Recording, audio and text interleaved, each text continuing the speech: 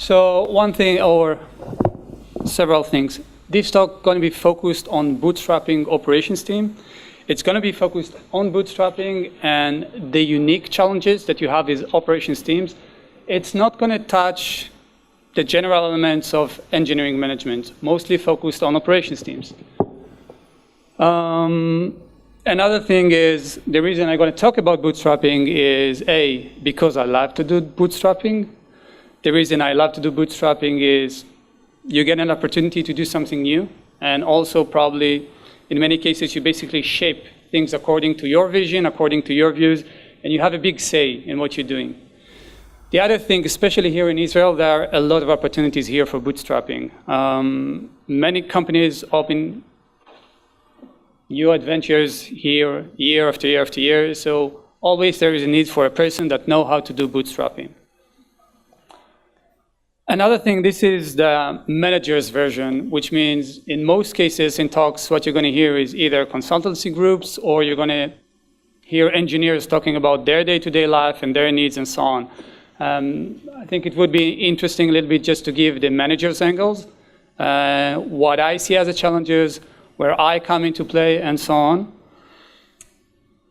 And again, finally, it's based on my own personal experience. This is my personal story. There is no right or wrong here or anything else. This is just my story. Another thing about bootstrapping, there are several types of bootstrapping. One of them I would call greenfield, which means basically bootstrapping a new company from scratch. First person in a company, first operations person in a company, probably 5 to 10 people just starting the development. Another thing is a brownfield, which means bootstrapping operations organization within an existing team, existing organization. I had a fair share in both type of adventures. I'm probably going to go back and forth a little bit, but my own personal preference is the greenfield one. I think, by the way, we were so in a rush, so I didn't have the chance even to introduce myself. So my name is Yogev Levi Shaked. I'm the head of production engineering at Here Mobility. Actually, if I should define myself, it would be probably as a cyclist. If I had the time, I would probably cycle all day. But eventually, I ended up as a head of production engineering. In this talk, I'm going to go through the path from the moment you pick your destiny or you pick your adventure, what are the signals that I look for a company when I choose to work for. Another thing is about the management team, the one that I'm going to be part of. Then I'm going to go a little bit about like the first days, basically day 0 and a little bit more. Then the seed phase of setting a new operations team. Then what happens when your team grows from 4 to 10 people, and then what happens beyond, 10 to 30 people and beyond.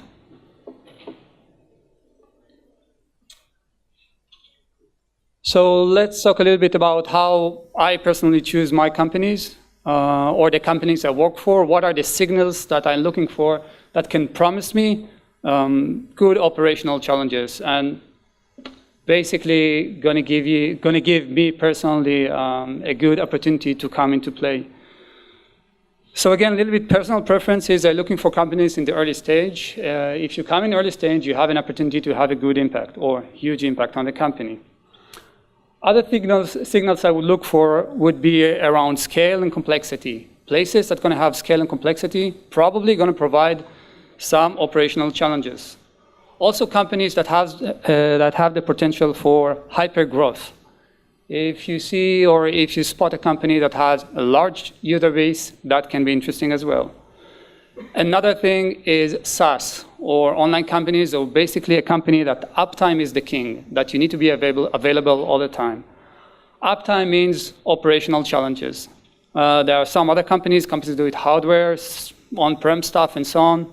These are less in my interest, and probably the way I see it, promise less operational challenges, or at least more contained operational challenges. Another thing I would look for is probably about the product, what type of product the company, or the business domain that the company operates, and the type of product, or the type of markets. Again, there are some business domains that are prone to provide more operational challenges, and the operational challenges are going to be different according to the business domains. Let's take, for example, companies that deliver entertainment is going to have a different operational mentality than companies that deliver payments. Different challenges, different operational mentality. Some people, by the way, enjoy the security aspect of operations. Probably they should pick a company that suits those preferences. Another thing is the business model. So you can have a business model of small user base, but highly paid users, and that's going to enforce certain operational mentality on the organization. Another thing is more the B2C mode, which you're going to have probably huge user base, maybe free model or paying just a small fee. But again, you're going to have huge amount of users that you need to support. So these are basically the things that I look in a company when I personally pick my own adventure. Then the management team. So when you go through the interview process in a company, you meet other managers, other engineers. One of the things that I look when I go through the interview process is the operational mindset of my managers and my peers, my colleague managers. I thoroughly question and ask about the views about, for example, end-to-end responsibility, measurement. What are their own personal challenges? How do they see me come and play in the field? Again, everything that can have an impact about the operational mindset, because eventually, I don't know how many of you have been in the previous talk, what you want to build into the company, you want to build an operational mindset. You don't want to end up having the DevOps teams. Also, probably what you need to make sure that people are not looking for building a DevOps team, which is basically the team that does what the developers doesn't want to do or doesn't know how to do. Another thing when I go through the interview process is, for sure, there are going to be gaps. I mean, we're going to have some different views about the operational mentality of the organization, but at least I need to understand if I have people that I can form a joint agenda and carry through the challenges. Congratulations, you pick your company and you're going to start your day zero. Probably the first thing you need to take in account when you start your job. You might going to be the first person or might going to be with just additional engineer, and you just need to carry through and help the business grow. One thing you need to carry in mind, that your first goal is enable code shipping. The build pipelines take the code from the developer's machine up to production. This is your main concern. Everything is interesting. There are tons of things to do, but remember, or at least in my adventures, in most cases, what you end up is resource constraint or time constraints. So your main focus should be helping developers get their code from their machine to the production environment. Another thing you should focus on is helping the company manage the debt. There are many debts that you accumulate over time, probably in the operational aspect. They are technical debts. There are security debts. Some aspects, especially in the beginning, you spend a lot of money. You don't count the money, okay? And this is another debt that you need to help the company to manage. And the third important task would be probably hiring. Hiring takes a long time. It's a huge effort. I can tell you that at my current adventure, it took me a year to hire 3 people. The interview process is long, very difficult to find people. You all probably know that. Start to invest on that from day one. Another thing that's important to remember is the unpredictability and the nature of a bootstrap. Things going to change. Things not going to go the right way. Priority is going to change. Product is going to shift. Remember that your key role in the organization is to be an enabler, not to set back the organization. Always you need to shift and pick a path and see how you enable the organization. Another important thing to remember at the beginning it's a small group, not a lot of people. This is the time that you get a chance basically to work with the seed of the company, form the relationships, form the alliances, get better understanding of your surroundings. The company will grow. you won't have the same relationship, and it will be even more difficult to develop relationships over time. What I do suggest is invest the time and spend the time with your peers at this period. It's going to come into play in the future when the organization is going to grow. You're going to get much better cooperation and understanding. Then the seed. You just started from team member number 1, which I have even a personal story to say, up to 2 or 3 team members. I would call that phase the seed. The first team member is probably the important one. This team member is going to be your wingman. It's going to help you. It's going to help you in the recruiting process. It's basically going to be part of the recruiting attraction. When you start to interview people, you're going to put this person in the front, and you're going to put yourself at the front. Make sure you have a good candidate that can help you attract people. Another thing is you need to have someone that can be a technical authority and have a thorough knowledge and understanding. Make sure you pick someone, your first seed, as this kind of person. About the hiring, I'm not going to dive too deep here. I'm just going to say a few words, because hiring can be actually a separate topic for a separate talk. What we look for mainly in hiring is mindset and foundations. We're not looking for knowledge in tools or specific cloud providers, for example. We just mostly check operational mindset. Does he have a good foundations he can build on and learn new tools? Decent coding skills, and that's it. This is the most important. The other things is, at this phase, don't take juniors. At this phase, unfortunately, you need to be really focused on execution, and you can't afford someone that you need to carry on and teach. And then there is the part of the internal branding. And you should remember, this is very important at the beginning. This is probably how the operations team going to be perceived in the future. Remember, again, to develop the mindset within your team and towards the organization as an enabler. Have a can-do approach. I mean, I know many smart operation people that knows a lot and always going to show you the setback. Don't be this kind of person. Don't create this kind of mentality. See how you can push things forward. The last thing to remember is probably you're going to encounter many people that doesn't have operational mindset, doesn't care about operations, doesn't want to know anything. You're going to meet this type of developers. Take in account that this is how it is, and your role is to teach and see how you can pull them in rather than shout, push back, or get into fights. Another topic that I don't have written here, but it's probably a little bit important that, to touch at this phase, is the discussions about build versus buy. Should I build this tool? Should I buy this tool? Should I build my own monitoring? Should I buy my own monitoring?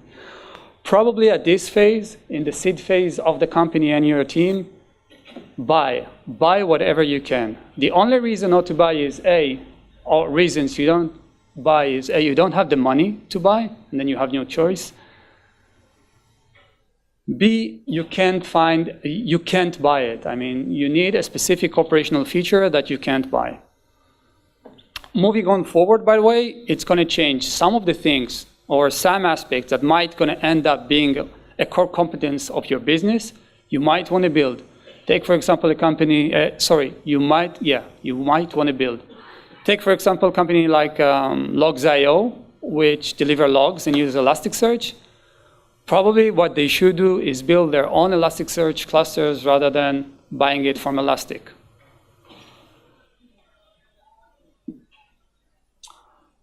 Then let's talk a little bit about what happens when you become a team from 4 up to 10 people. This is, by the way, I think 10. If you're a good manager, you can manage directly 10 people, but this is basically where the limit comes, and it's become more than that. You need another managers or break the team into smaller pieces. So one of the challenges of having an operations team is it's a multidisciplinary team. If you take a development team, they have the product, they have a clear stack, which means the development language, clear process how to ship the code, and that's it. When you talk about operations team, you're going to have people that are going to be specialized in security, build systems, some infrastructure components like Kafka, MongoDB, and so on. Those people still need to act like a team. These are the people at this phase that are going to provide all the operational needs for the organization. So on one hand, you're going to have people that are going to have specialized competency around a specific area. On the other hand, for example, everyone needs to be able to do the on-call shift. So you always need to make sure that you create this shifting and people learn from each other, maybe not specialized, but still need to be able to fulfill each other's tasks. Another thing which is probably unique to operations team is the context switching. Operations teams suffer from huge context switching. One of the reasons is basically the ratio. In most cases, what you're going to have at this situation, for example, my own personal situation, the ratio is 1 to 10. So I have one operation team up to 100 developers against 100 developers. This, and especially at this phase, generate huge context switch. People always come into your team area. Not necessarily, by the way, because something wrong with what the operations teams deliver.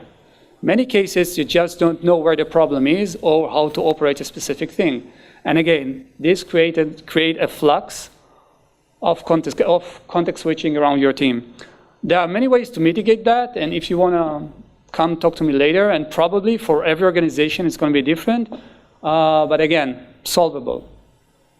Another thing that is unique for an operation team is the ownership. In product development team, you're going to have a product person, and you're going to have maybe a project person even, and then you're going to have the development team. And they're going to manage the backlog, they're going to manage the external relationships with other teams or with the customers and so on. Mostly in operations team, you don't have these people. You don't have the people you don't have a product owner, for example. What it means that at a certain phase, your team members need to be people that can stand up, that can actually take in charge on specific component, that can take care of a backlog, communicate with development teams, priorities, all this kind of stuff. It's very difficult to do alone as a manager by yourself. You need to make sure in your hiring process that you pick people that can take this liability. Another challenge, not written here, and probably it's not a challenge, but this is something I noticed over time, is that operations team are a little bit disconnected from the business. Every time you're going to hear that we are so lower on the stack, it doesn't matter. I'm going to pass to a different company, it's going to be the same. I'm going to be the same. The business doesn't matter. I think operations team can benefit from better engagement, but again, in most cases that I've seen, it doesn't happen. Now let's touch a little bit about evolution, the 10 to 30 team members or people in the ops organization, and a little bit about the beyond. So for the 10 and 30 people, what's probably going to happen is, and we've seen that in the previous one, they're going to be the platform teams, or basically feature op teams. You're going to have team that's going to focus on security, a team that's going to focus on the build, a team that's going to focus on data engineering, and so on. You're going to start to manage managers. It's going to be different for you as well. Managing managers, it's different from managing a team. Another thing is you're probably going to have product people that product or project people that are going to help you carry the burden. At this phase, you're probably going to consider to change a little bit the mode of operation. So in many cases, you're going to see that you have your feature teams. In some teams, you're going to have embedded people within the teams. You're going to have some people that are going to do mostly consultancy, senior people that are going to do design reviews, that are going to go with each team and going to go through their architecture and the design review process that they have. So you're going to have multiple modes of operations within your operations organization. The last one, with probably not many people get to meet, is basically get to the point that you have more than 30 people, and it's not only the feature teams and so on. The organization become huge, maybe 1,000, 2,000 engineers.